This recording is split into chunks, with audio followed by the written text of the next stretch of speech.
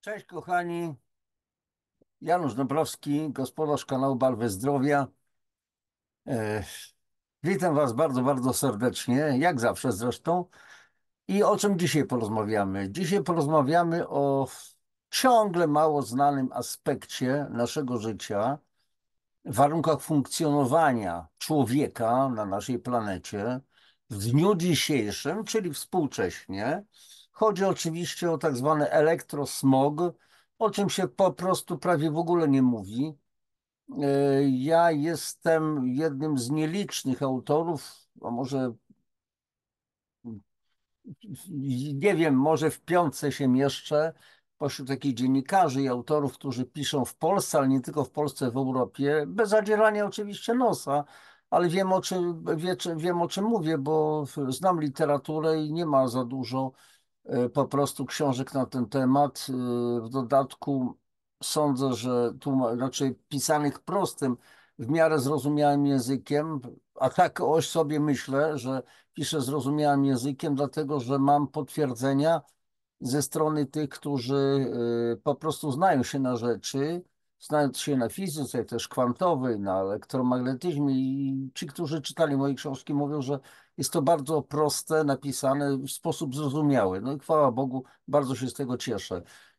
Kochani, dlaczego akurat mówię o elektrosmogu? Dlatego, że jest to jedno z bardzo poważnych, jeden z bardzo poważnych czynników, które po prostu zagrażają naszemu zdrowiu, naszemu życiu.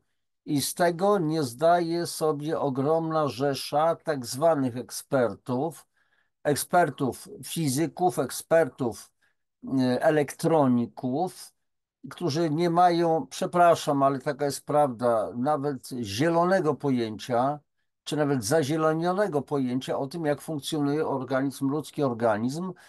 Mm, Swego czasu, to był 2017 rok, byłem na piątych świętokrzyskich spotkaniach reumatologicznych i tam między innymi organizator, mówiłem już kilka razy na ten temat, organizator, były szef Świętokrzyskiego Centrum Reumatologii, to był wiodący szpital w Polsce, prosił mnie o to, żebym koniecznie zrobił temat pola magnetyczne przyszłością medycyny, bo on się tym zachwycił, czytał jeden z moich artykułów w Nexusie, czytał moje książki, biomagnetyzm, obydwa tomy, magnetostymulację, magnetorelaksację. I ja powiedziałem, mówię, słuchaj Józek, bo byliśmy na ty, lekarz, doktor nauk medycznych, ja mówię, ale twoi znajomi lekarze nie łykną tego, żeby nie było jakichś takich nieporozumień. No i faktycznie miałem, on się uparł, ja zrobiłem ze slajdami, ze wszystkim, z wytłumaczeniem, z, cytując niesamowitego polskiego naukowca, profesora Włodzimierza Sedlaka i tak dalej, i tak dalej. I później faktycznie skończyło się małym skandalikiem. W paru audycjach o tym wspominałem, ale to już mniejsza z tym. Czyli temat jest nieznany.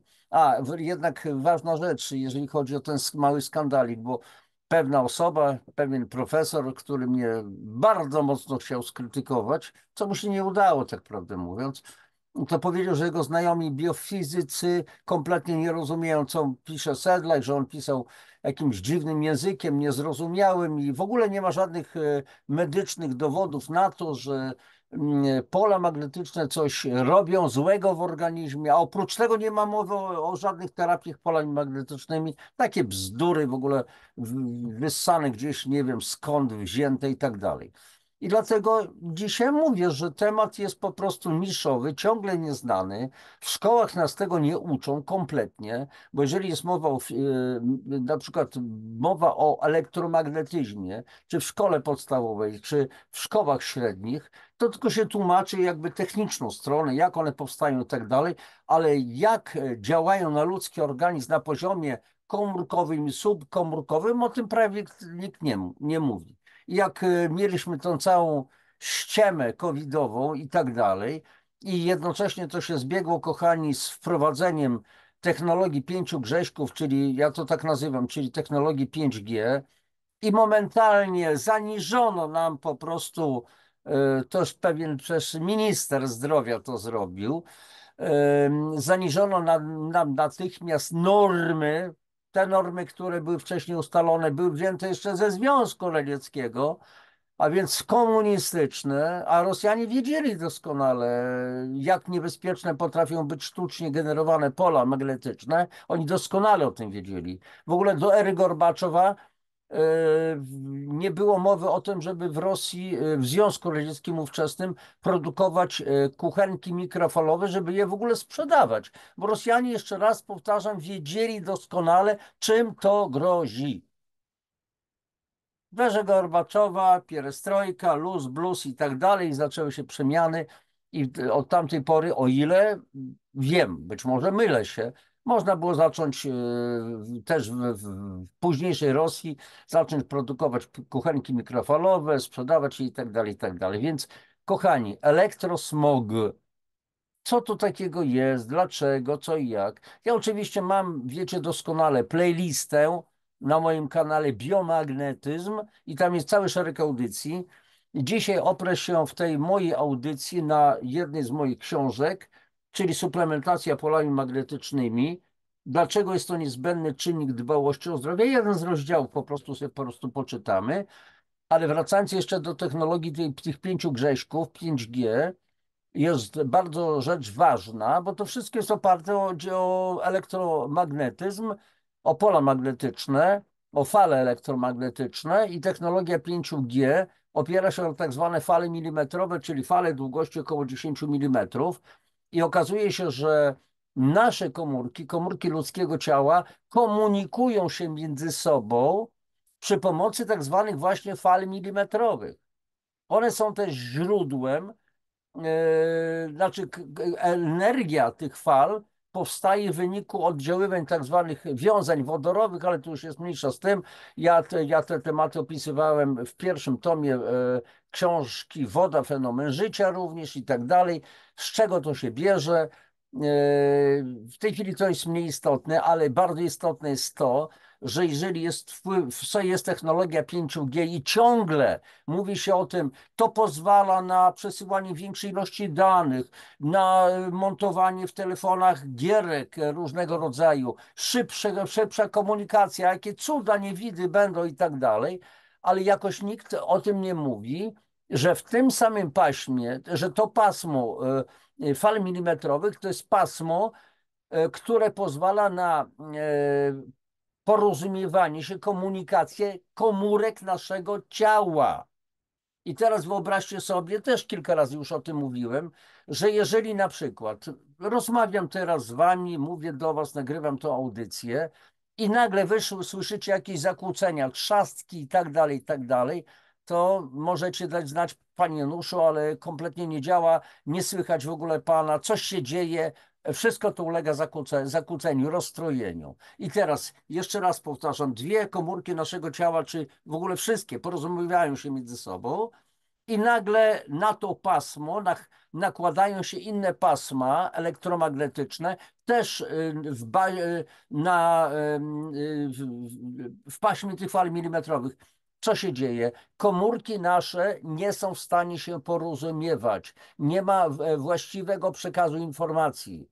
Czyli są zafałszowania. Słucham, o co chodzi, a więc jest przekazana informacja błędna i zaczyna się rozstrój, po prostu nie ma prawidłowego funkcjonowania komórek, tkanek, narządów i tak dalej, i tak dalej. Resztę możecie sobie, kochani, dośpiewać. I teraz słuchajcie, to, o czym ja mówię, to nie jest jakiś wymysł jakiegoś, wiecie, foliarza, czuba i tak dalej. To już zostałem ochrzczony wielokrotnie. Ja po prostu mówię o tym, jeszcze raz powtarzam, bez zadzierania nosa. Nieźle znam ten temat, nieźle.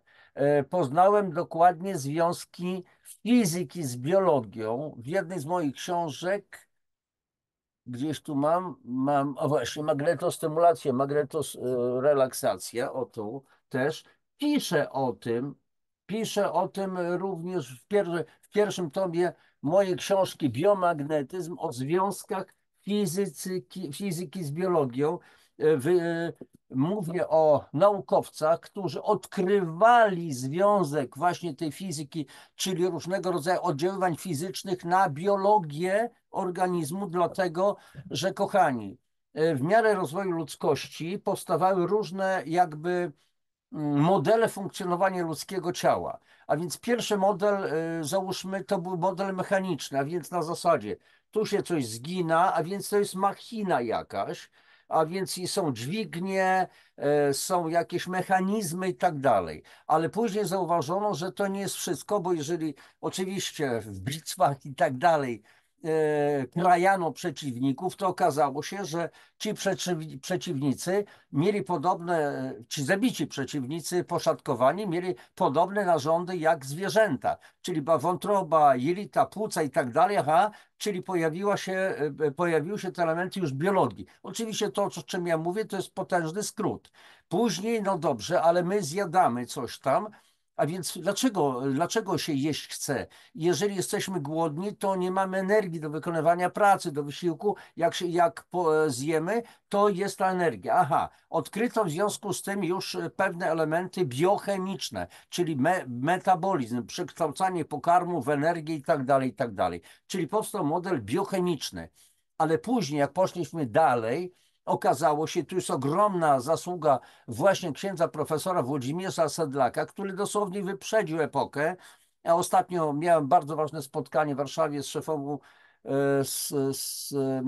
bardzo dużej firmy polskiej, która dystrybuuje różnego rodzaju urządzenia do wellness, do polepszające zdrowie, które bazują na odkryciach fizyki, a więc urządzenia takie biofizykalne, częstotliwościowe, to ona powiedziała, pani Katarzyna, przy okazji, jeżeli mnie wysłucha, nazwiska nie będę mówił, pani Katarzyna, serdecznie pozdrawiam, że Sedlak wyprzedził o dwie epoki, a nawet może trzy epoki obecnie, to, co obecnie się dzieje. I wielu do dzisiaj biofizyków dalej nie rozumie profesora Sedlaka, co on pisał. A najpierw trzeba to poczuć, a później dopiero starać się zrozumieć, o co chodzi. Ale mniejsza z tym.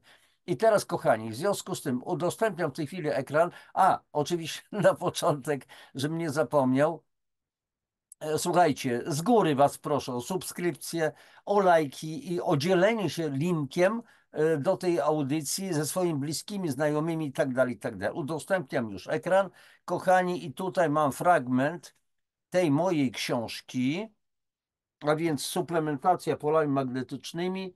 Dlaczego jest to niezbędny czynnik dbałości o zdrowie? Suplementacja polami.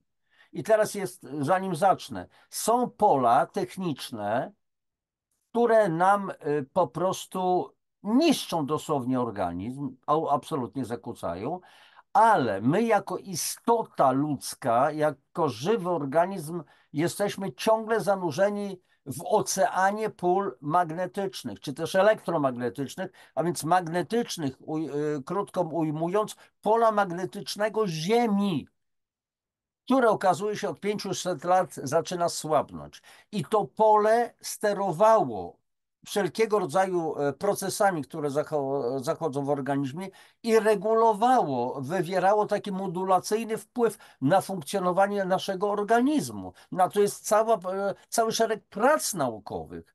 To nie są jakieś fantasmagorie i tak dalej. A więc jest to rzecz bardzo, bardzo ważna. I teraz słuchajcie, więc poczytam dzisiaj Wam troszeczkę. Jaka jest nasza sytuacja geomagnetyczna i elektrosmog? Geomagnetyczna, czyli chodzi o o pole magnetyczne Ziemi. Nasza matka Ziemia jest wielkim magnesem, a tryb życia pierwotnego człowieka powodował, że ciągle znajdował się on pod wpływem ziemskiego pola magnetycznego, czyli chodził boso, spał na ziemi pokrytej zwierzęcymi skórami i tak dalej, czy jakimś tam chrustem. Z czasem zatraciliśmy naturalny instynkt i zakodowaną w nas wiedzą, że, cytat, energia magnetyczna jest elementarną energią, od której zależy całe życie świata. Cytat z Wernera Heisenberga, fizyka i noblisty. Ma ona zasadniczy wpływ, czyli energia magnetyczna, między innymi na rodzaje cząstek elementarnych, także tych, które budują nasze ciała oraz ich wzajemne oddziaływania, co wykazali laureaci Nagrody Nobla z 2008 roku Yoshiro Nambu, Makoto Kobayashi i Toshihide Masukawa. Rozwijająca się cywilizacja stopniowo pozbawiała nas życiodajnego działania ziemskiego pola magnetycznego. Trzeba zrozumieć, że ewolucja organizmów żywych, a więc mikroorganizmów, roślin, zwierząt, ludzi, przebiegała w obecności pola magnetycznego Ziemi, trwała miliony lat. Jeszcze raz powtarzam, jesteśmy zanurzeni na dnie oceanu magnetycznego Ziemi albo elektromagnetycznego, bo w sumie tu chodzi o poruszające się elektrony i tak dalej. W tym czasie kształtowały one swoją strukturę i odporność na choroby. W dalekiej przeszłości człowiek był poddany wpływom naturalnych pól magnetycznych o rozproszonym, niespójnym promieniowaniu. I stanowiło to swoisty sposób dokarmiania naturalną energią elektromagnetyczną dostosowaną ściśle do żywych organizmów. Czyli to była energia, kochani, kompatybilna z naszym organizmem, z naszym ustrojem ludzkim, zwierzęcym, roślinnym i tak dalej. Ziemskie promieniowanie elektromagnetyczne jest więc naturalnym tłem warunkującym życie. Stanowi jednocześnie układ odniesienia dla sztucznych źródeł promieniowania elektromagnetycznego. I teraz, kochani, jeżeli pole magnetyczne Ziemi ma przeciętnie natężenie 50 mikrotesli, w zależności od tego, czy jesteśmy na biegunie, czy na równiku mniej, na biegunie więcej, ale średnio około 50-55 mikrotesli, to jest pułap odniesienia w stosunku do różnego rodzaju innych urządzeń, które wytwarzają wielokrotnie silniejsze sygnały.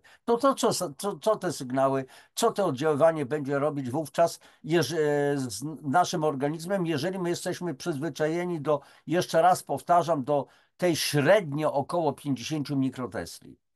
Sztucznie generowane pola elektromagnetyczne różnią się od zwykłego pola ziemskiego i są nienaturalne, niekompatybilne w stosunku do wszelkich żyjących na Ziemi organizmów. Dla ludzi i innych istot żywych aż do mikroorganizmów. Wpływ PEM, czyli pola elektromagnetycznego, kumuluje się, powodując patologiczne zmiany przekazywane z pokolenia na pokolenie. Obecnie natężenie naturalnego pola ziemskiego systematycznie maleje. Od lat obserwuje się systematyczne zmniejszanie się natężenia ziemskiego pola magnetycznego. W ciągu ostatnich 500 lat Ziemia straciła 50% swego naturalnego potencjału magnetycznego. Z tego w okresie około ostatnich 150 lat około 8 do 10%. To naraża nas na między innymi zwiększone dawki promieniowania kosmicznego. Dlaczego? Dlatego, że pole magnetyczne naturalne planety stanowiło rodzaj takiego płaszcza ochronnego, które odpycha cząstki po prostu biegnące w naszą stronę od Słońca. A więc jesteśmy bombardowani promieniowaniem kosmicznym. Z drugiej strony gwałtownie narastają destrukcyjne, sztucznie generowane przez cywilizację pola elektromagnetyczne o skoncentrowanym, spójnym promieniowaniu, tworząc tak zwany elektrosmog. Skoncentrowanym, spójnym w odróżnieniu od niespójnego, rozproszonego pola magnetycznego Ziemi. Ostatni wiek to skok i szok cywilizacyjny, który zmienił radykalnie naturalne środowisko człowieka. I tu cytat: weszliśmy w wiek wysokiej techniki, mając strukturę człowieka pierwotnego, stwierdza niemiecki biofizyk profesor Ulrich Warnke z Uniwersytetu w Saarbrücken. Przyspieszenie rozwoju technologicznego znacznie wyprzedziło zdolności adaptacyjne i samoregulacyjne organizmu. Człowiek coraz bardziej oddala się od pierwotnego stanu, zatracając jednocześnie zdrowy instynkt, który podpowiedziałby mu, co jest korzystne, a co nie dla jego zdrowia. I tutaj cytat właśnie z profesora Ulricha Warnke, z jednej z jego książek. Obecnie niespotykany dotąd poziom ekspozycji pól magnetycznych, elektrycznych i elektromagnetycznych, mających źródło w wielu bezprzewodowych technologiach, ingeruje w naturalny system informacji, funkcjonowanie ludzi, zwierząt i roślin. Konsekwencje tej ekspansji, które zostały już dawno przewidziane przez krytyków, nie mogą być dłużej ignorowane. Pszczoły i inne owady znikają. Ptaki unikają pewnych miejsc i tracą orientację w innych. Ludzie cierpią z powodu zaburzeń czynnościowych i chorób. I o ile te ostatnie są dziedziczone, zostaną przekazane następnym pokoleniom. Koniec cytatu. Jakie są przyczyny takich drastycznych zmian?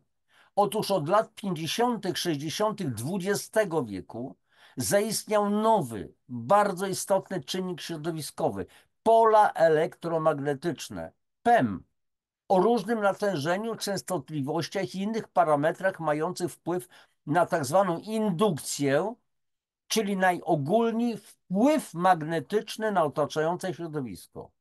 Tworzą je dwie zasadnicze grupy sztucznych źródeł pól elektromagnetycznych. Po pierwsze, produkty celowo zaprojektowane w celu emisji energii elektromagnetycznej, to są stacje nadawcze radiowe, telewizyjne, instalacje radarowe, aparatura fizjoterapeutyczna, różne systemy łączności radiowej, instalacje technologiczne w przemyśle itd. I po drugie, urządzenia, których celem zasadniczym nie jest wypromieniowywanie energii elektromagnetycznej w przestrzeń kosmiczną, ale podczas działania których przepływające przez nie prądy elektryczne wytwarzają pola elektromagnetyczne w postaci elektrosmogu. Są to linie elektroenergetyczne, podstacje transformatorowe oraz wszelkie urządzenia zużywające energię elektryczną. To są kuchenki elektryczne, grzejniki elektryczne, lodówki, telewizory, urządzenia oświetleniowe, komputery, telefony komórkowe itd.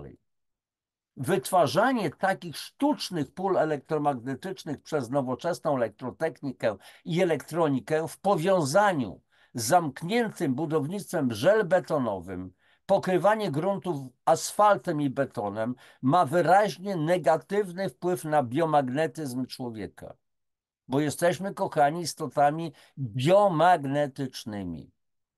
Prąd przepływający liniami wysokiego napięcia powoduje powstanie na przykład tak zwanego zjawiska koronowego, powstawania wokół przewodów pola magnetycznego jonizującego otaczające powietrze w promieniu kilkuset metrów.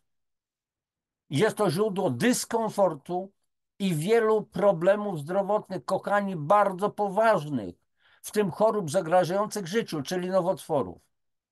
Nasze mieszkania to elektromagnetyczne klatki z kratami stalowych zbrojeń i gęstą siecią przewodów elektrycznych w ścianach, w których indukują się prądy wywołujące z kolei powstawanie pól elektromagnetycznych.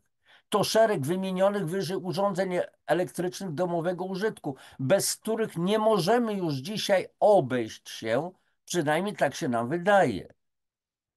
I teraz są pytania, jak rzadko mamy bezpośredni kontakt z Ziemią? Jak rzadko chodzimy boso po naturalnym podłożu? Mieszkamy i pracujemy oddzieleni warstwą betonu od ziemi. Nawet wtedy, kiedy odpoczywamy przy basenie, nie leżymy na trawie, ale na betonowej nawierzchni. Jak niewiele czasu spędzamy w naszym ogrodzie czy w lesie, aby skorzystać ze zdrowotnego działania naturalnego pola magnetycznego. Już, kochani, nie mówiąc o aerojonach, o czystym powietrzu i tak dalej, o ciszy, o śpiewie ptaków ewentualnie, które kojąco działa na nasze nerwy i tak dalej. I teraz ilustracja, zobaczcie, ile oddziaływań jest tych pól elektromagnetycznych, ile jest źródeł.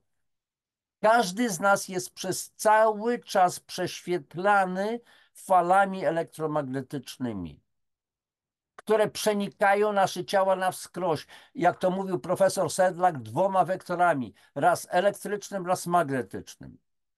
I niestety te fale elektromagnetyczne niestety w coraz większym stopniu pochodzą ze sztucznych źródeł.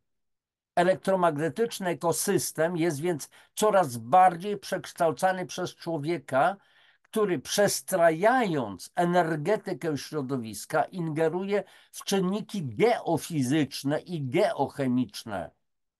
Według niektórych badaczy natężenie sztucznie generowanych pól magnetycznych w średnim co do wielkości polskim mieście wzrosła przez ostatnie 50 lat ponad 200 milionów razy.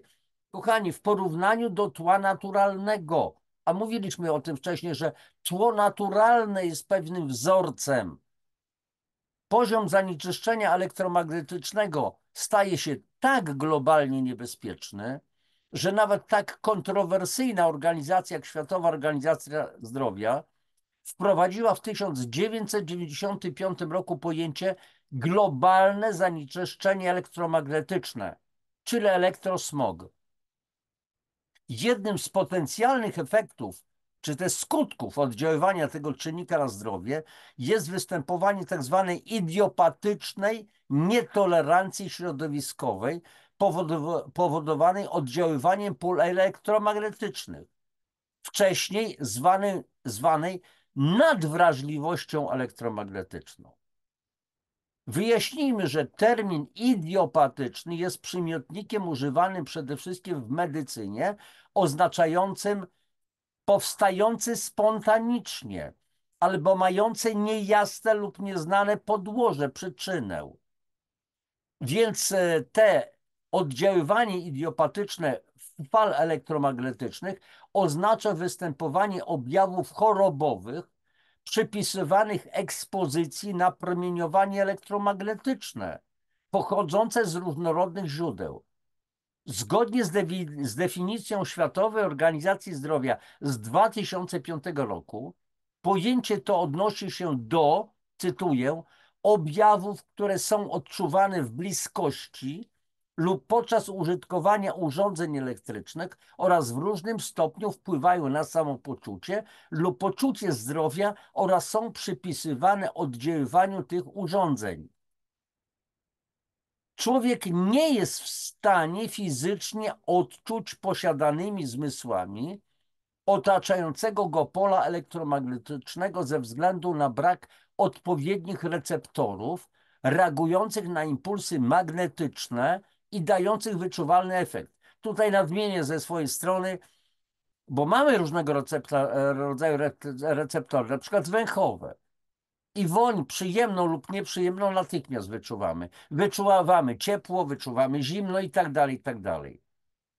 Pola elektromagnetycznego nie jesteśmy w stanie wyczuć. Niezależnie od braku jednak receptorów, które można byłoby nazwać magnetycznymi, posiadamy jednak tak zwane magnetosomy, naturalne magnesy w postaci mikroskopijnych kryształków magnetytu Fe3O4 o wielkości 20 nanometrów, czyli 2 razy 10 do minus 9 metra, czyli 20 miliardowych metra.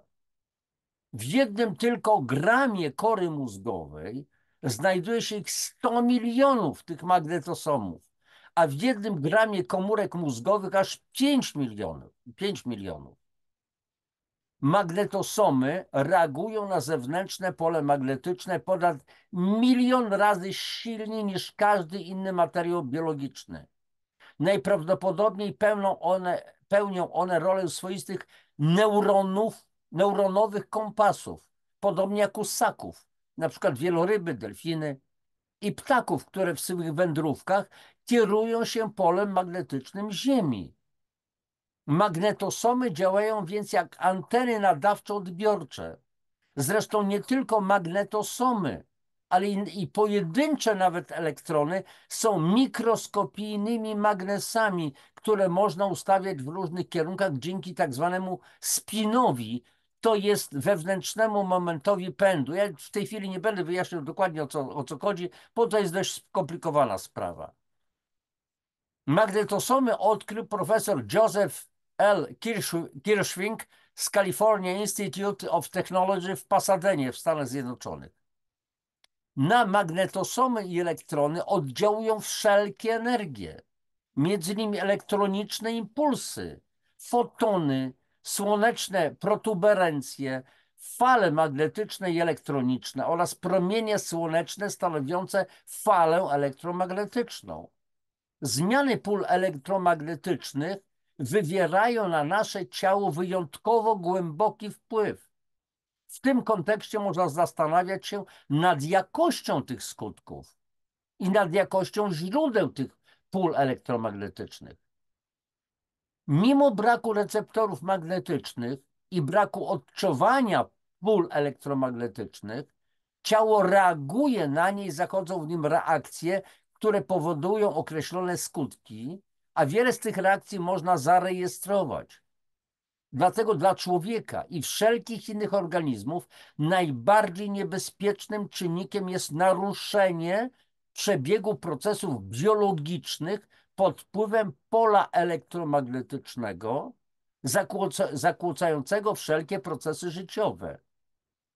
Trzeba sobie uświadomić, że zewnętrzne środowisko elektromagnetyczne nie otacza naszych organizmów jak woda czy powietrze.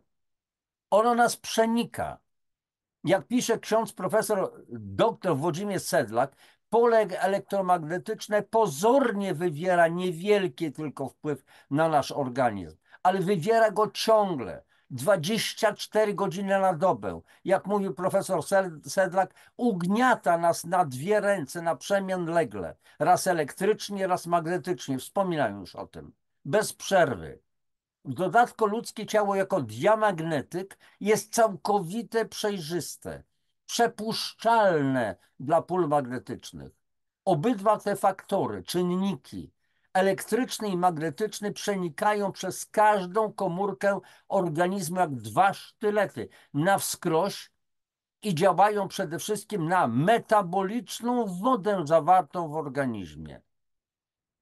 Wszystko to powoduje skutki, których ostatecznego rezultatu nie da się przewidzieć. I te zjawiska elektromagnetyczne wchodzą do naszego wnętrza, modyfikują je elektrycznie i magnetycznie. I tu znów cytat z profesora Włodzimierza Sedlaka z książki Postępy fizyki życia. Z pierwotnego i naturalnego tła nie ma praktycznie już nic. Przykryła je wyprodukowana przez człowieka chaotyczna sieć elektromagnetyczna. Życie przebiega w ścigającym się z prędkością światła systemie naprzemian ległych pól elektrycznych i magnetycznych. Biolog, wyznawca chemicznego schematu w naukach o życiu, nie zdaje sobie sprawy, czym jest geofizyczne środowisko w elektromagnetycznej frakcji degradowane działalnością cywilizacyjną człowieka. Kochani, promieniowanie elektromagnetyczne ma znaczący wpływ na funkcjonowanie organizmu, czyli najogólniej ludzkie zdrowie. Powoduje spadek rezerw adaptacyjnych, zmniejszenie mocy układu odpornościowego, a także wywołuje długoterminowe konsekwencje. Będzie jeszcze o tym mowa w dalszej części. Pod jego wpływem, czyli pod wpływem pól elektromagnetycznych, u człowieka rozwija się zespół chronicznego zmęczenia. Zwiększa się ryzyko chorób, pojawiają się reakcje mutagenne, a także bóle nieznanego pochodzenia. Wszystko to świadczy o obniżeniu energii życiowej, upośledzeniu tlenowym organizmu i rozregulowaniu mechanizmów homeostazy, czyli równowagi życiowej. Destrukcyjne, czyli sztucznie generowane przez nas przemysłowe pola elektromagnetyczne wpływają wyjątkowo silnie na wszelkie układy organizmu, a zwłaszcza układ nerwowy, powodując permanentny, ciągły stres psychiczny.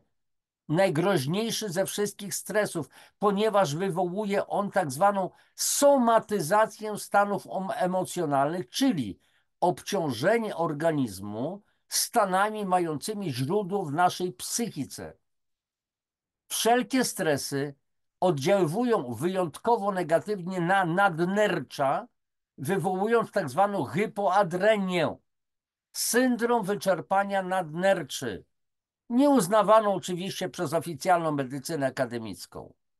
Czyli dzisiaj w ogóle tak nadmienię, kochani, w Sejmie już jest projekt ustawy o tym, żeby ludzie, którzy nie skończyli żadnych studiów medycznych, nie wypowiadali się na temat w ogóle zdrowia. Czyli ma być to absolutnie zabronione. Zobaczymy, co Sejm z tym zrobi.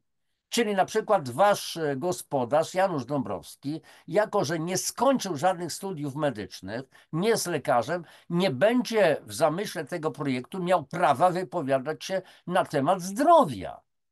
A czyje jest moje zdrowie, wasze zdrowie? Jest waszym zdrowiem, czy też nie? To dlaczego może wam zabronią mówić o waszym zdrowiu i co może wpływać? Ale to mniejsza z tym. A jak powiada medycyna chińska, nerki to matka i ojciec wszelkich chorób. Hypoadrenia jawi się jako podstawowa praprzyczyna kilkudziesięciu tak zwanych cywilizacyjnych chorób, z którymi medycyna akademicka nie jest w stanie sobie poradzić. I kochani, na temat hypoadrenii piszę też w takiej broszurze mojej. O, tutaj jest stres i zakwaszenia, wyczerpanie nadnerczy. Jak przeciwdziałać hypoadrenii? W ogóle te wszystkie książki znajdziecie na mojej stronie www.januszdabrowski.pl. No, reklamuję się, tak?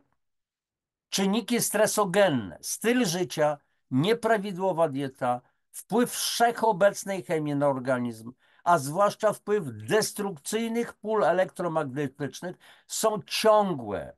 Dochodzi do nadmiernego wydzielania kortyzolu, a to jest hormon stresu, co zaburza równowagę dosłownie wszystkich procesów w organizmie. W sytuacjach permanentnego, długotrwałego stresu, powodowanego zwłaszcza destrukcyjnymi polami elektromagnetycznymi, ponieważ jesteśmy zanurzeni w ich oceanie 24 godziny na dobę, z czego nie zdajemy sobie sprawy. Zapotrzebowanie na kortyzol jest tak wysokie, że wszystkie substancje są wykorzystywane do jego wytwarzania i nie wystarczy ich do produkcji innych hormonów: aldosteronu, estrogenu, testosteronu, progesteronu czy hormonów tarczycy. Dochodzi do zaburzeń hormonalnych, a jeżeli stres nie ustępuje, rozwija się syndrom wyczerpania nadnerczy wraz z jego typowymi symptomami.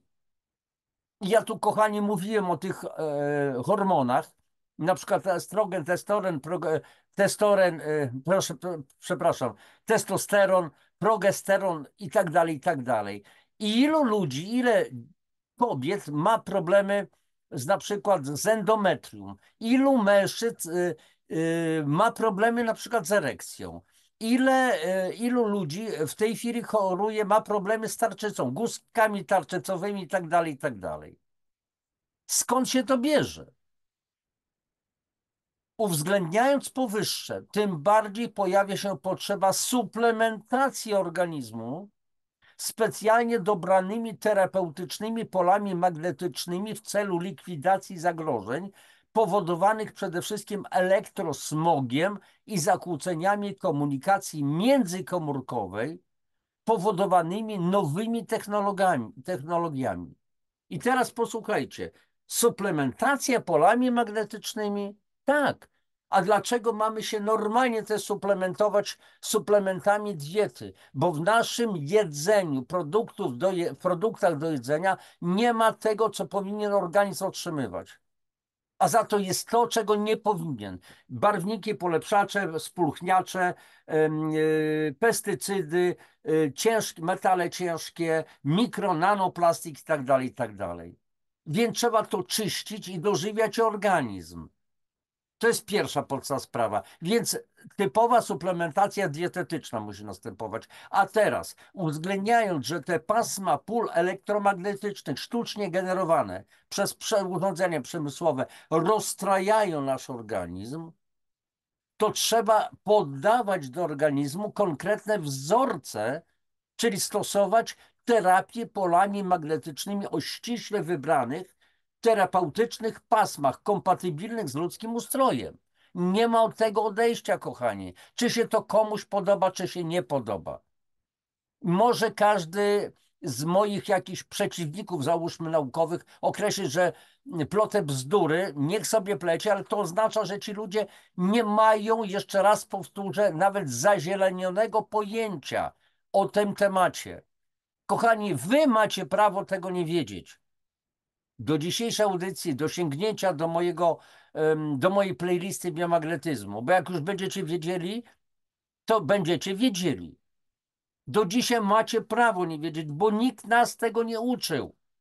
Rzadko się o tym słyszy. Co najwyżej pojęcie elektrosmog, ale nie wiemy. Natomiast ci specjaliści, na przykład w fizycy, jeszcze raz powtórzę, co oni wiedzą o biochemii komórki, o fizjologii komórki? Co wiedzą elektronicy, którzy mówią, że ale te technologie 5G inne są bezpieczne. A na jakiej podstawie wy to twierdzicie, jeżeli nie macie zielonego, jeszcze raz powtórzę, pojęcia o biofizyce komórki? O funkcjonowaniu organizmu ludzkiego. Na jakiej podstawie twierdzicie, że te technologie są bezpieczne? Nic nie wiecie. Z każdym rokiem to zagrożenie wzrasta, sprzyjając powstawaniu i rozprzestrzenianiu się chorób cywilizacyjnych. Choć mają one oczywiście dodatkowe przyczyny, o których ja mówiłem. Co my jemy przede wszystkim? Za zerwane więzy z naturą i utratę zdrowego instynktu płacimy zaburzeniami w funkcjonowaniu naszego organizmu.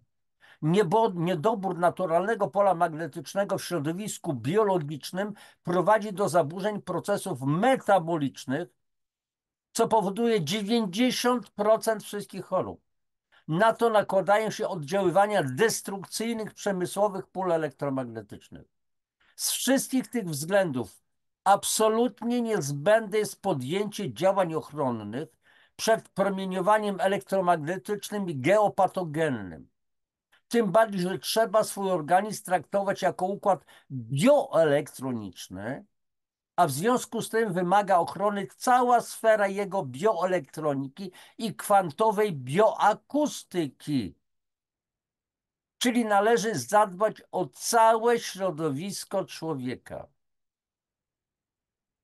Jak więc widzimy, mamy tu do czynienia ze swoistą triadą geochemii, geofizyki oraz biologii. I trzeba w końcu zająć się tą triadą, ponieważ zdrowie społeczne jest na obecnym tle skażenia chemicznego i elektromagnetycznego już nie lokalnym, lecz planetarnym zagadnieniem. I na koniec zdanie doktora Petera Augustina z Niemiec. Zrozumienie zanieczyszczenia elektromagnetycznego oznacza zrozumienie podstaw życia. Zatrzymuję udostępnienie. Kochani, wiecie już, co jest grane. Temat jest bardzo poważny. Jak jeszcze raz powtarzam, namawiam was do sięgnięcia do mojej playlisty Biomagnetyzm. Tam jest sporo tego wszystkiego. Jeszcze raz powtórzę, jest to wiedza bardzo niszowa, fakt, ale ona już jest. Ona była. Ja przeczytałem naprawdę dziesiątki, jak nie więcej, tomów różnych książek. Połykałem w cudzysłowiu, między innymi kiedyś książki profesora Sedlaka. I jak czytałem na początku, to ja nic z tego nie rozumiałem, naprawdę. Byłem po prostu jak małe dziecko dosłownie, które skierowano na przykład na wydział matematyczny i były całkie różniczki i tak dalej.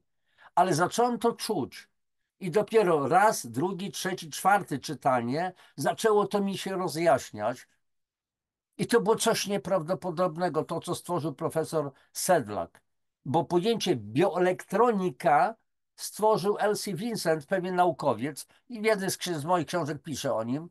Natomiast profesor Włodzimierz Sedlak stworzył pojęcie homo electronicus, człowiek elektroniczny, bioelektroniczny i w tych swoich książkach to opisywał. To jest coś niezwykłego. Jak pola elektromagnetyczne oddziałują. I teraz, żeby nie było tak, że tylko narzekam, rzucam strachy, a Boże, co się dzieje, te linie wysokiego napięcia, te technologie 5G, te inne radiolinie wojskowe, te przesyły, te Starlinki, te inne historie, to my już nie mamy szans. Nie, kochani, na każdy miecz jest tarcza. A więc nie byłoby sensu, żeby te audycje były robione, gdyby nie można było zaradzić. I teraz w jaki sposób? Mówiłem, trzeba, ponieważ mamy takie środowisko, brudzimy się często, w cudzysłowie oczywiście, to jest rodzaj metafory, więc jeżeli się brudzimy częściej niż zwykle, to musimy się częściej myć. Jeżeli mamy na przykład suplementację dietetyczną, czyli w tych produktach do jedzenia nie ma tylu witamin w odpowiednich postaciach, jest to zubożone, nawet tego nie nazywamy pokarmem, to jest coś do jedzenia, nie ma tam składników życia, to musimy to dostarczać suplementami. Czy się to komuś podoba, czy nie. Ja to stosuję regularnie nagrywam tę audycję w czerwcu 2025 roku, może kiedyś powtórzę to, będzie w archiwach jakichś i tak dalej. Więc od 12 lat bardzo systematycznie to robię. Od 12 lat, dzień w dzień, suplementuję się. Wcześniej też to robiłem, tylko to nie było regularne. Bo ta wiedza i te przekonanie i te zobaczenie efektów tego utwierdziło mnie w przekonaniu, że powinien to robić. Bo mam swoje latka, wiem jak się czuje moja mama, moi bliscy i tak dalej. Jak wielu moich znajomych, którzy zaczęli się suplementować, jak wielu z nich pozbyło się różnego rodzaju problemów. I tu dochodzi drugi rodzaj suplementacji, o czym już wspominałem. Suplementacja kompatybilnymi w stosunku do ludzkiego ustroju terapeutycznymi pasmami pól elektromagnetycznych. I są już odpowiednie urządzenia. Od urządzeń o bardzo dużym skomplikowaniu technologicznym i technicznym, w rodzaju na przykład BEMER niemiecki, Cloud, Biomag, czy też prostych urządzeń, które można nosić 24 godziny na dobę, jak polski MIM, wyprodukowany przez pana Andrzeja Fiedoruka. 3 wywiady z nim są, jak znajdziecie listę, playlisty, kliknijcie na playlistę i znajdziecie wywiady, to są tam, jak dobrze pamiętam, 3 wywiady z panem Andrzejem Fiedorukiem, który od kilkudziesięciu lat opracował, wynalazł po prostu genialne urządzenie. Bardzo proste w zastosowaniu, zasilane akumulatorkami, wcześniej jeszcze zwykłymi bateriami, przepraszam. Warto to nosić, regulować swój organizm, nakładać na przykład na nerki, na wątrobę i sprawa załatwiona, strukturyzować swoją wodę i tak dalej. To są akurat ceny, to jest rząd kilkuset złotych i to się opłaca. Jest to praktycznie niezniszczalne, chyba że ktoś no, celowo gdzieś tam sobie albo przez jakiś głupi błąd uszkodzi i tak dalej. Natomiast systemy te bardzo skomplikowane technologicznie, typu na przykład Bemer czy Cloud, no to są systemy po 20, może 20 parę tysięcy złotych, bardzo zaawansowane i bardzo skuteczne. Jak kogoś stać, to też można ewentualnie się po prostu w to zaopatrywać. Jest to rewelacja.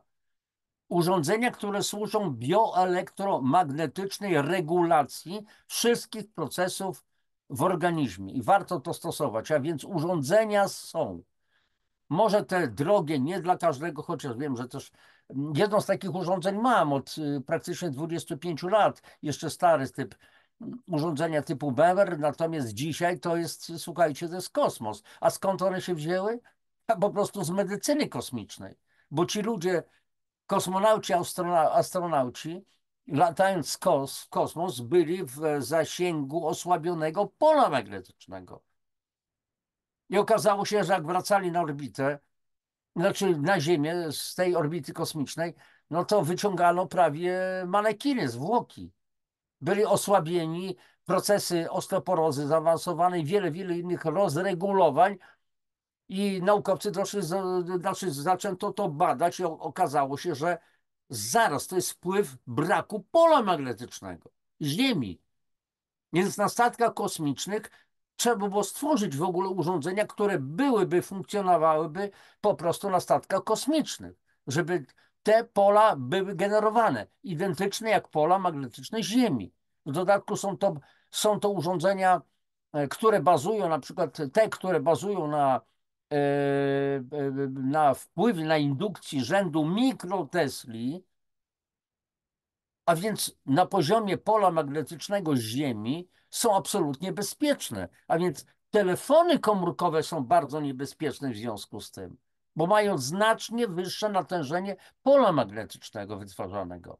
Taki MIM, przy okazji MIM-2, czyli miniaturowy impulsator magnetyczny, ma sygnał rzędu 5 mikrotesli, wielokrotnie poniżej pola magnetycznego Ziemi. Co najwyżej moglibyście zadać pytanie, a czy to działa taki słaby sygnał?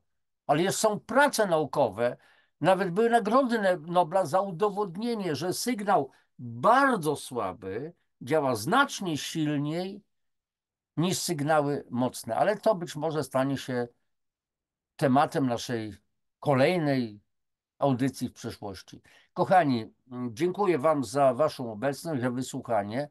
Temat na pewno nie był najbardziej prosty, ale mówię, pisząc moje książki, no staram się przekładać te rzeczy bardzo skomplikowane na prosty język zrozumiały, więc no, jestem pewien, że wszystko doskonale rozumiecie. Jak nawet może nie wiecie, wiecie, są te różne nazwy, pojęcia, nie musicie tego dokładnie wiedzieć, ale przynajmniej już to czujecie doskonale. Kochani, proszę Was znowu, przypominam o lajki, o komentarze, o subskrypcje. To jest bardzo ważne dla kanału, że im więcej takich sygnałów pojawia się, to po prostu cały ten kanał idzie w górę, bo algorytmy YouTube'a odpowiednio pracują i albo promują, albo po prostu jest to wszystko na niższym poziomie, a mi szalenie zależy. Myślę, że to rozumiecie doskonale, żeby rosła oglądalność tego kanału, żeby do ludzi docierała ta bardzo niszowa wiedza. Ten mój kanał jest bardzo specyficzny. To nie jest kanał, że tak powiem, bicia piany, jakieś tam przepychanki polityczne i tak dalej, gdzie zasięgi, subskrypcje to są często kilkaset tysięcy ludzi. To jest dzisiaj czerwiec 2025, jeszcze niecałe 4000 subskrybentów, ale myślę, że będzie coraz więcej dzięki Waszym działaniom. Z góry dziękuję Wam i życzę wszystkiego dobrego. Papatki.